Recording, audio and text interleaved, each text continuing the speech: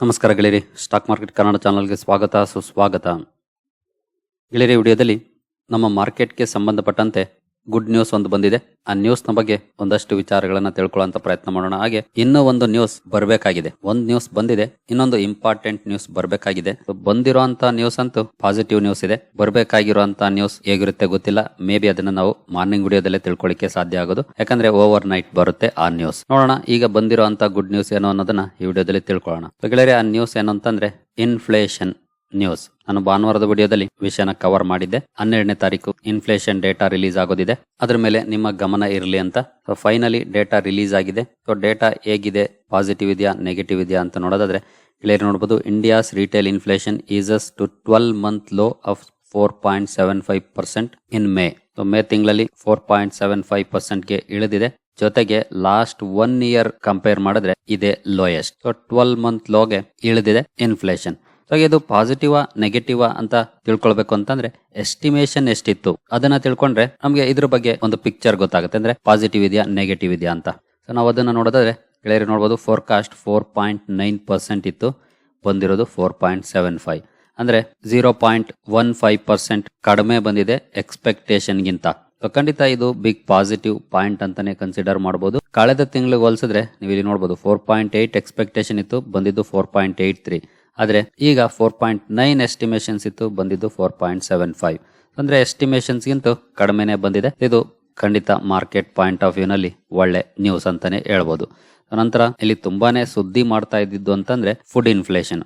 Food inflation 8-9 range ಅಲ್ಲಿ ಇತ್ತು. ಅದರಲ್ಲಿ ಯಾವ ರೀತಿ ಪರ್ಫಾರ್ಮೆನ್ಸ್ ಬಂದಿದೆ, ಕಡಿಮೆ ಆಗಿದೆಯಾ ಜಾಸ್ತಿ ಆಗಿದೆಯಾ ಅಂತ ನೋಡೋದಾದ್ರೆ the food inflation rate in May is it to 8.62% from 8.75%.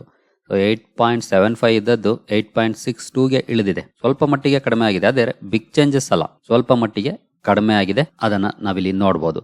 ನಂತರ ಮೇ 2023 ನಲ್ಲಿ ನೋಡಬಹುದು 3.3% ಇತ್ತು. ಬಿಗ್ ಡಿಫರೆನ್ಸ್ ಅಂತಾನೆ ಹೇಳ್ಬೋದು ಲಾಸ್ಟ್ ಇಯರ್ ಹೋಲಿಸಿದ್ರೆ. ಹಾಗೆ ರೂರಲ್ ಇನ್ಫ್ಲೇಷನ್ ಕೂಡ ನೋಡಬಹುದು 5.43 ಇಂದ 5.28 ಇಳಿದಿದೆ, ಇಲ್ಲೂ ಕೂಡ ಪಾಸಿಟಿವ್ ಇದೆ. ಹಾಗೆ ಅರ್ಬನ್ ಇನ್ಫ್ಲೇಷನ್ 4.15 ಇದೆ. ವೆಜಿಟಬಲ್ಸ್ ನೋಡಬಹುದು 27.8 ಇಂದ 27.3 ಇಳಿದಿದೆ, ಇಲ್ಲೂ ಕೂಡ ಸ್ವಲ್ಪ ಪಾಸಿಟಿವ್ ಇದೆ, ಕಡಿಮೆ ಆಗಿದೆ. ಹಾಗೆ ಸೆರಿಯಲ್ಸ್ ಪಲ್ಸಸ್ ಇಲ್ಲಿನ ಪರ್ಫಾರ್ಮೆನ್ಸ್ ನೋಡಬಹುದು 8.69% ಅಂಡ್ 17.14%. ಹಾಗೆ ಫ್ಯೂಯಲ್ ಅಲ್ಲೂ ಕೂಡ ಒಳ್ಳೆ ಪರ್ಫಾರ್ಮೆನ್ಸ್ ಇದೆ, 4.24 ಇಂದ 3.83 ಇಳಿದಿದೆ, ಇಲ್ಲೂ ಕೂಡ ಪಾಸಿಟಿವ್ ಇದೆ. ಕ್ಲಾತಿಂಗ್ ಅಂಡ್ ಫುಟ್ವೇರ್ ಅಲ್ಲಿ 2.74, ನಂತರ ಹೌಸಿಂಗ್ ಸೆಕ್ಟರ್ ಅಲ್ಲಿ 2.56 ಇದೆ. ಇದಿಷ್ಟು ಈಗ ರಿಲೀಸ್ ಆಗಿರುವಂತಹ ಡೇಟಾ, ಎಸ್ಪೆಷಲಿ ಮೇ ತಿಂಗಳ ಡೇಟಾ. ಅಂದ್ರೆ ಪಾಸಿಟಿವ್ ಇದೆ. ಮೇ ತಿಂಗಳ ಡೇಟಾದಲ್ಲಿ ಎರಡು ಕಡೆ ಒಳ್ಳೆ ಪರ್ಫಾರ್ಮೆನ್ಸ್ ಕೊಟ್ಟಿದೆ. ಫುಡ್ ಇನ್ಫ್ಲೇಷನ್ ಅಲ್ಲೂ ಕೂಡ ಸ್ವಲ್ಪ ಡೌನ್ ಆಗಿದೆ, ಇನ್ನೂ ಡೌನ್ ಆಗಬೇಕಾಗಿದೆ ತುಂಬಾ ಪ್ರಮಾಣದಲ್ಲಿ. But as of last month ಗೆ ಕಂಪೇರ್ ಮಾಡಿದ್ರೆ ಖಂಡಿತ ಸ್ವಲ್ಪ ಡೌನ್ ಫಾಲ್ ಇದೆ. ಇದನ್ನ ಪಾಸಿಟಿವ್ ಪಾಯಿಂಟ್ ಅಂತಾನೆ ಅಂದ್ಕೊಳ್ಬಹುದು. ಹಾಗೆ ಹಿಂದೆ MPC ಮೀಟಿಂಗ್ ಅಲ್ಲಿ ಶಕ್ತಿಕಾಂತ ದಾಸ್ ಅವರು ಹಲವಾರು ಪಾಯಿಂಟ್ಸ್ ಅನ್ನ ಹೈಲೈಟ್ ಮಾಡಿದ್ರು. ಜೊತೆಗೆ ಈ ವರ್ಷದ ಇನ್ಫ್ಲೇಷನ್ ಫೋರ್ಕಾಸ್ಟ್ ಅಲ್ಲಿ ಯಾವುದೇ ರೀತಿಯ ಬದಲಾವಣೆಗಳನ್ನ ಮಾಡಿರಲಿಲ್ಲ. 4.5 ಕಂಟಿನ್ಯೂ ಮಾಡಿದ್ರು. ಹಾಗೆ ಅವರ ಟಾರ್ಗೆಟ್ ಏನಿದೆ ಲಾಂಗ್ ಟರ್ಮ್ ಟಾರ್ಗೆಟ್ 4%, ಆ ನಿಟ್ಟಿನಲ್ಲಿ ನಾವು ಮುಂದುವರಿತಿದೀವಿ ಅಂತ ಕೂಡ ಹೇಳಿದ್ರು. ನೀವು ಇಲ್ಲಿ ನೋಡಬಹುದು RBI left inflation aim for fiscal 25 unchanged 4.5%. ಹಾಗೆ 24 ಅಲ್ಲಿ 5.4% ಇತ್ತು, ಅಲ್ಲಿ ಬಿಗ್ ಚೇಂಜಸ್ ಅಂತಾನೆ ಹೇಳ್ಬೋದು. ನಂತರ Q1, Q2, Q3, Q4 performance ಕೂಡ ನೋಡಬಹುದು. ನೀವು ಇಲ್ಲಿ 4.9 ಇರಬಹುದು, Q1 ಅಲ್ಲಿ 3.8, Q2 ನಲ್ಲಿ 4.6, ನಂತರ 4.5 Q4 ಅಲ್ಲಿ ಈ ಎಸ್ಟಿಮೇಷನ್ಸ್ ಅನ್ನ ಕೊಟ್ಟಿದ್ರು. ನೋಡೋಣ ಈಗ 2 ತಿಂಗಳ ಡೇಟಾ ನೋಡಿದ್ರೆ ಅವರ ಎಸ್ಟಿಮೇಷನ್ಸ್ ಗೆ ತಕ್ಕಂತೆ ಬಂದಿದೆ ಅಂತಾನೆ ಹೇಳ್ಬೋದು. ಜೂನ್ ತಿಂಗಳದು ಕೂಡ ನಿಯರ್ಲಿ 4.9 ಬಂದ್ರೆ ಇವರ ಎಸ್ಟಿಮೇಷನ್ಸ್ ಒಳಗಡೆನೆ ಇರುತ್ತೆ, ಅಂದ್ರೆ ಅಪ್ ಟು 5 ಬಂದ್ರು ಕೂಡ 4.9 ಒಳಗಡೆನೆ ಬರುತ್ತೆ Q1. ಓವರ್ ಆಲ್ ಒಂದು ಬಿಗ್ ಪಾಸಿಟಿವ್ ಪಾಯಿಂಟ್ ಅಂತಾನೆ ಹೇಳ್ಬೋದು.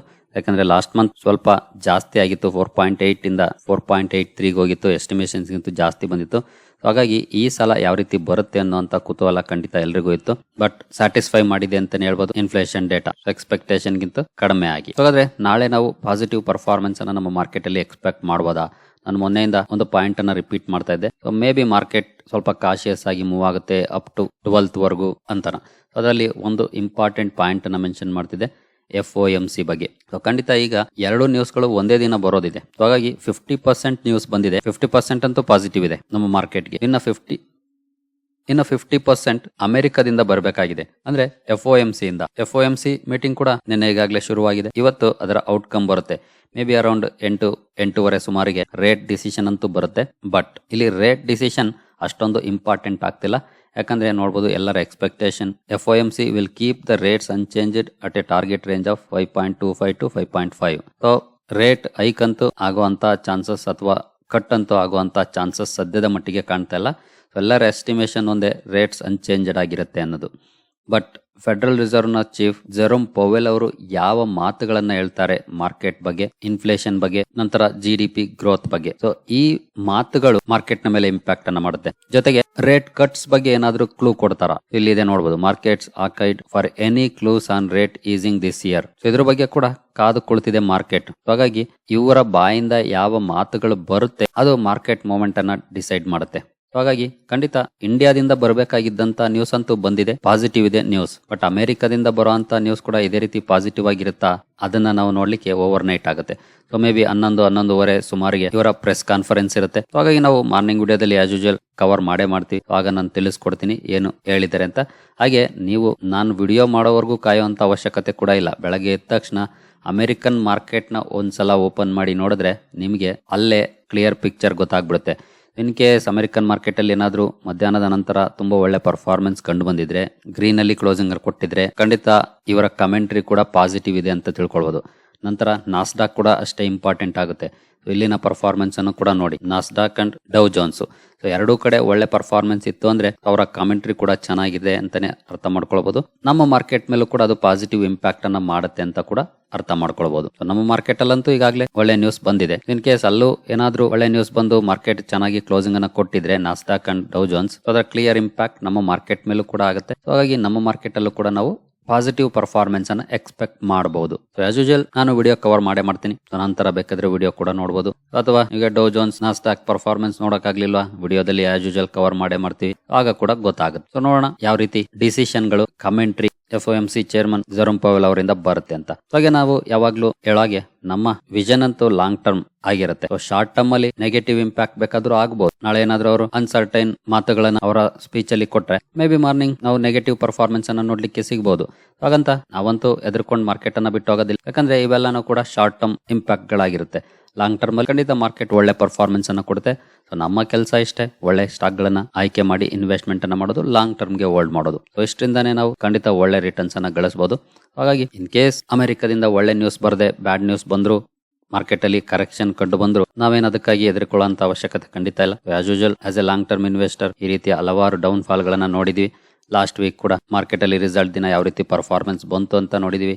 ನಂತರ ಯಾವ ರೀತಿ ರಿಕವರಿ ಕಂಡು ಬಂತು ಅನ್ನೋದನ್ನು ಕೂಡ ನೋಡಿದ್ವಿ. ಸೊ ಇತ್ತೀಚಿನ ಎಲ್ಲ ಬೆಸ್ಟ್ ಎಕ್ಸಾಂಪಲ್ ಗಳನ್ನ ನಿಮ್ಮ ಕಣ್ಮುಂದೆ ತಂದ್ಕೊಳ್ಳಿ. ಸೊ ಅಷ್ಟೇ, ಮಾರ್ಕೆಟ್ ಎಷ್ಟು ಸಿಂಪಲ್ ಅಂತ ನಿಮ್ಗೆ ಅರ್ಥ ಆಗುತ್ತೆ. ಹಾಗೆ ಎಲ್ಲಾ ಸಮಯದಲ್ಲೂ ಇದೇ ರೀತಿ ರಿಕವರಿ ಇಮಿಡಿಯೇಟ್ಲಿ ಕಂಡು ಬರೋದಿಲ್ಲ. ಕೆಲವು ಸಲ ಇಮಿಡಿಯೇಟ್ಲಿ ಕಂಡು ಬರುತ್ತೆ ಲಾಸ್ಟ್ ವೀಕ್ ತರ, ಕೆಲವು ಸಲ 1 ತಿಂಗಳಾಗ್ಬೋದು, ಕೆಲವು ಸಲ 6 ತಿಂಗಳಾಗ್ಬೋದು, ಕೆಲವು ಸಲ ವರ್ಷ ಕೂಡ ಆಗ್ಬೋದು, ಕೆಲವು ಸಲ ಅದಕ್ಕಿಂತ ಜಾಸ್ತಿ ಕೂಡ ಆಗ್ಬೋದು.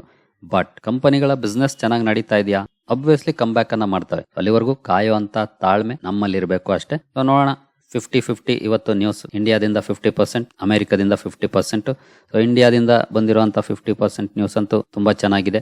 ಇನ್ನು ಅಮೆರಿಕದಿಂದ ಬರುವಂತ 50% ನ್ಯೂಸ್ ಇದೇ ರೀತಿ ಇದ್ರೆ ಅಟ್ಲೀಸ್ಟ್ ಅವರು ಪಾಸಿಟಿವ್ ಕಮೆಂಟ್ರಿ ಕೊಟ್ರೆ ಸಾಕು. ನೆಗೆಟಿವ್ ಪಾಯಿಂಟ್ಸ್ ಅನ್ನ ಯಾವುದು ಅವರು ಮೆನ್ಷನ್ ಮಾಡದೇ ಇದ್ರೆ, ಇನ್ಫ್ಲೇಷನ್ ಪ್ರೊಜೆಕ್ಷನ್ ಬಗ್ಗೆ, ಗ್ರೋತ್ ಪ್ರೊಜೆಕ್ಷನ್ ಬಗ್ಗೆ, ರೇಟ್ ಕಟ್ಸ್ ಬಗ್ಗೆ ಏನಾದ್ರೂ ಪಾಸಿಟಿವ್ ಕಮೆಂಟ್ರಿಯನ್ನ ಕೊಟ್ರೆ ಖಂಡಿತ ಅದನ್ನ ಮಾರ್ಕೆಟ್ ಪಾಸಿಟಿವ್ ಆಗಿ ತಗೊಂಡು ರಿಯಾಕ್ಟ್ ಮಾಡುವಂತ ಚಾನ್ಸಸ್ ಇರುತ್ತೆ. ಸೊ ನೋಡೋಣ, ರೇಟ್ ಅಂತೂ ನೀವು 8:30-9 ಗಂಟೆ ಅಷ್ಟರಲ್ಲಿ ಚೆಕ್ ಮಾಡಿ ಒಂದ್ಸಲ ಗೊತ್ತಾಗ್ಬಿಡುತ್ತೆ. ರೇಟ್ ಅನ್ಚೇಂಜ್ಡ್ ಆಗಿರಬಹುದು ಅಥವಾ ಬದಲಾಗಿದ್ರೆ ಅದು ಗೊತ್ತಾಗುತ್ತೆ.